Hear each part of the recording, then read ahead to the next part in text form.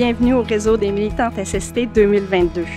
Le thème du réseau cette année est la loi modernisant le régime de santé et sécurité du travail vers une prise en charge active de la prévention.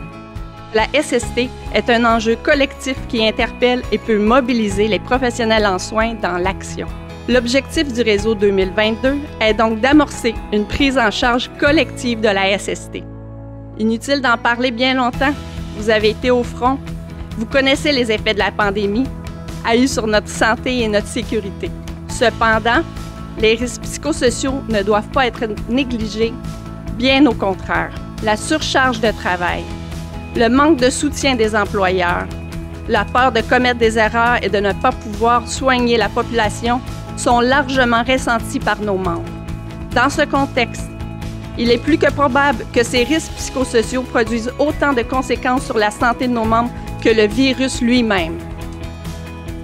Ça me fait bien plaisir d'être avec vous ce matin pour effectivement vous présenter les changements apportés par la loi modernisant le régime de santé et sécurité du travail.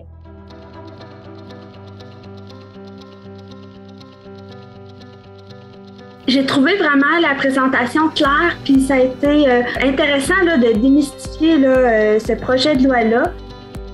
Depuis le début des années 2000, dans le mouvement syndical, ce qu'on voit, c'est un retour au devant de la scène des luttes contre les conditions de travail qui affectent la sécurité et la santé physique et mentale. Les risques du travail pour la santé, c'est aussi les difficultés d'articulation entre le travail et la vie hors travail. On a des résultats de recherche qui montrent que ça affecte la santé des personnes, les caractéristiques des horaires, dont leur imprévisibilité, les surcharges de travail, le sentiment de ne pas pouvoir bien faire son travail, c'est documenté comme un facteur de risque pour la santé, la peur d'être agressé, la violence psychologique, puis je pourrais en rajouter. Dans ce que j'ai observé, les changements majeurs qui correspondent pas à ce que l'employeur lui-même perçoit comme étant de son intérêt direct et immédiat, ces changements-là nécessitent une mobilisation, c'est-à-dire que les membres soient partie prenante de l'action puis soient impliqués à toutes les étapes. Je crois qu'il va y avoir beaucoup de travail à faire sur la sensibilisation pour informer les membres qu'on représente.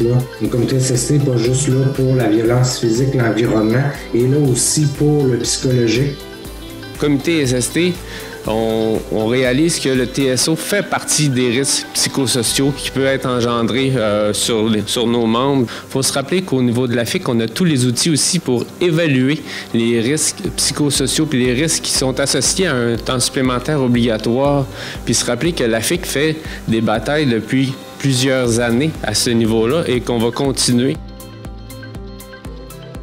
Retenons que la conjoncture est propice pour effectuer un virage en matière de prévention des problèmes de santé et de sécurité qui affectent les professionnels en soins. Enfin, après 40 ans de laxisme, la prévention des accidents de travail et des maladies professionnelles figure à l'agenda des acteurs du réseau de la santé et des services sociaux. Profitons donc du momentum pour être des leaders en prise en charge de la prévention.